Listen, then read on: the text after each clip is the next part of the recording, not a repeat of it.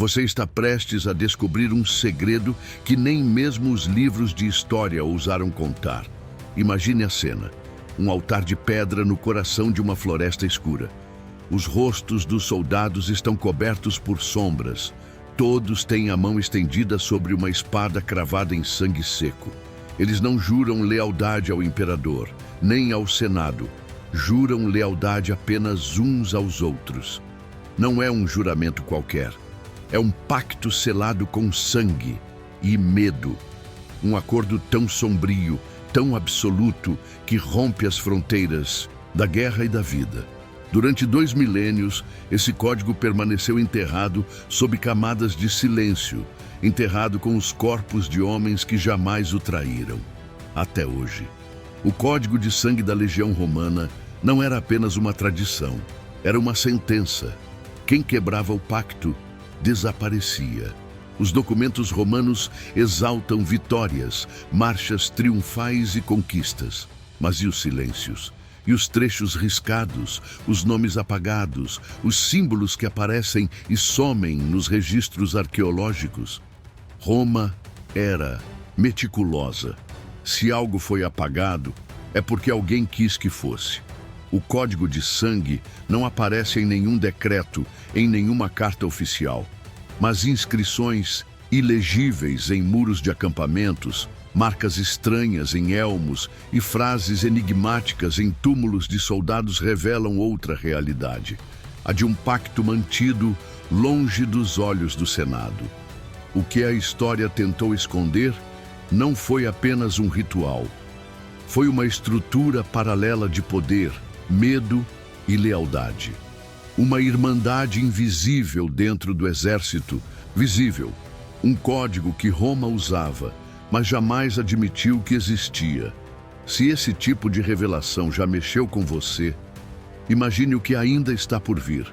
Não deixe que esse conhecimento desapareça de novo no silêncio da história. Deixe seu like agora para mostrar que ainda existem pessoas que querem saber a verdade por trás das ruínas. E se inscreva no canal, porque aqui a gente não repete o que os livros dizem. A gente revela o que eles tentaram apagar. Um homem não se tornava um verdadeiro legionário ao vestir uma armadura. O verdadeiro ingresso acontecia longe dos olhos do mundo, num ritual que poucos sobreviveram para contar. Era chamado pelos veteranos de baptisma cruoris, o batismo de sangue. Realizado à noite, em locais secretos, exigia que o novo recruta deixasse cair uma gota do próprio sangue sobre o símbolo da legião. A partir dali, ele não pertencia mais a Roma. Pertencia aos irmãos de guerra.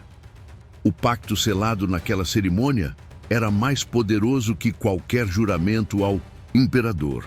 Era uma entrega total, onde a honra era vigiada por olhos invisíveis.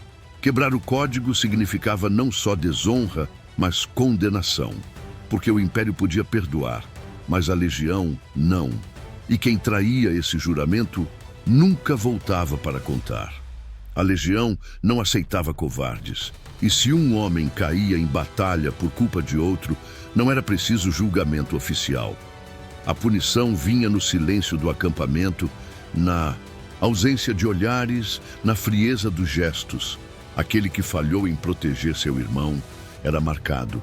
Podia até continuar marchando, comendo, lutando, mas ele já estava condenado. Em missões futuras, era sempre o primeiro a ser enviado, o último a ser socorrido.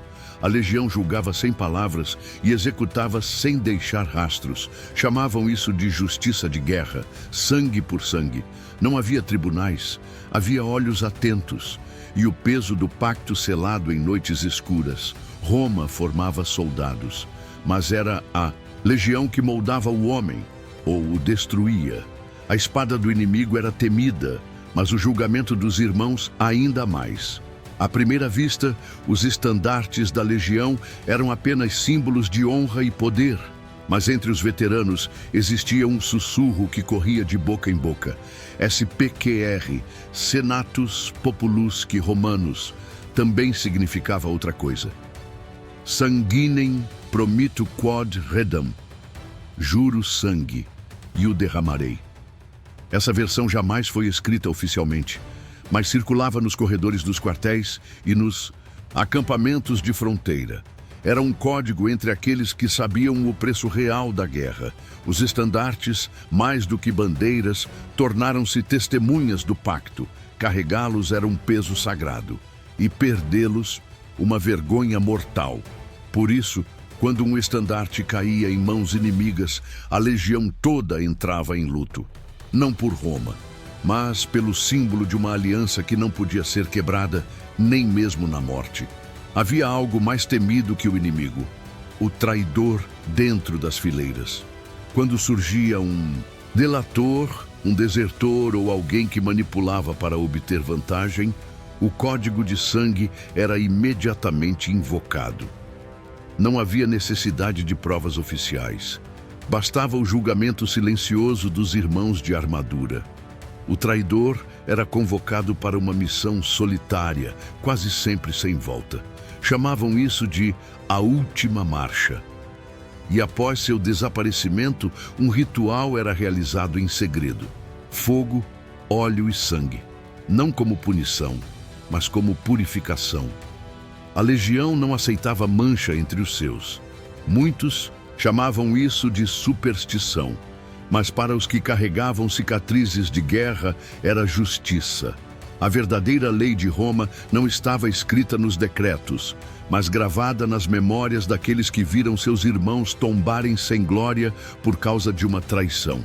Durante séculos, acreditou-se que o código de sangue era apenas lenda, mas escavações em antigos fortes romanos, como o de Vindolanda, na Britânia, começaram a revelar algo diferente.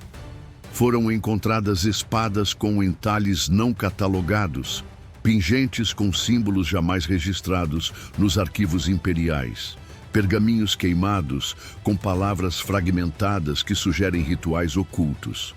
Um deles trazia a inscrição: "Nosso sangue não clama por Roma, clama por lealdade." Fragmentos de placas de chumbo mostram símbolos que se repetem em várias regiões, da Germânia ao Egito. O mais assustador? Esses vestígios parecem intencionalmente escondidos, soterrados longe das áreas cerimoniais, como se os próprios soldados quisessem proteger um segredo que o Império não podia controlar. O que a arqueologia encontrou não foram só objetos, foram provas de um pacto selado com silêncio e dor. Soldados veteranos de Roma escreveram sobre batalhas, sobre marchas extenuantes, sobre imperadores e conquistas. Mas sobre o código de sangue, nada. Nenhuma carta, nenhum relato direto. Apenas poemas obscuros, metáforas sufocadas, memórias entrecortadas. Muitos historiadores estranharam esse vazio, mas alguns começaram a perceber um padrão. Os homens que mencionavam os rituais de sangue, mesmo indiretamente, desapareciam dos registros logo depois. Outros, já velhos, deixavam confissões veladas, esculpidas em lápides, como se pedissem perdão por algo que jamais puderam contar. O medo não vinha de Roma, vinha da própria legião. O pacto ultrapassava as fronteiras da guerra. Era como se quem o quebrasse fosse marcado. Por isso, o silêncio dos vivos grita mais alto que os relatos dos mortos. E esse silêncio por si só já diz tudo. O império caiu. As legiões foram dissolvidas. As águias douradas sumiram do campo de batalha. Mas o código sobreviveu. De forma sutil, ele reapareceu em ordens militares como os templários, os cavaleiros hospitalários e, mais tarde, até em exércitos modernos. Juramentos secretos, pactos de sangue, fidelidade interna acima da autoridade externa, traços claros de uma herança que nunca morreu. Em manuscritos medievais, aparecem descrições de irmandades de aço que puniam traições sem deixar vestígios. O símbolo do vínculo entre guerreiros continuou, mesmo quando a Roma de pedra virou ruína, porque o código nunca foi apenas romano, foi humano. Onde houver guerra, medo e confiança cega entre homens, o pacto renasce, sob outros nomes, outras línguas. mas com o mesmo espírito. O espírito de sangue, lealdade e silêncio. No fundo, o Código de Sangue nunca foi apenas sobre Roma. Ele revela algo muito mais íntimo, mais primitivo e mais assustador. Em tempos de guerra, o ser humano precisa confiar plenamente em quem está ao lado. Precisa saber que o homem à sua esquerda morreria por ele e que ele faria o mesmo. Esse pacto vai além da lógica, da política, da religião. É instinto, é sobrevivência. Quando o império falha, quando as leis se tornam inúteis, quando os deuses parecem distantes, o homem cria seu próprio código, um código selado não com tinta, mas com sangue. E o mais perturbador é perceber que esse código, mesmo 2000 anos depois, ainda vive em nossos medos, em nossas alianças, em nossas sombras, porque a guerra muda, mas a alma humana não. O Código de Sangue da Legião Romana não era apenas um pacto entre guerreiros. Era um espelho da alma humana, lealdade, dor, sacrifício e silêncio. Hoje, ao trazer essa verdade à tona, não relembramos apenas o passado, despertamos algo em nós. Porque todo homem carrega dentro de si um código. E às vezes é preciso coragem para lembrar e mais ainda para não esquecer.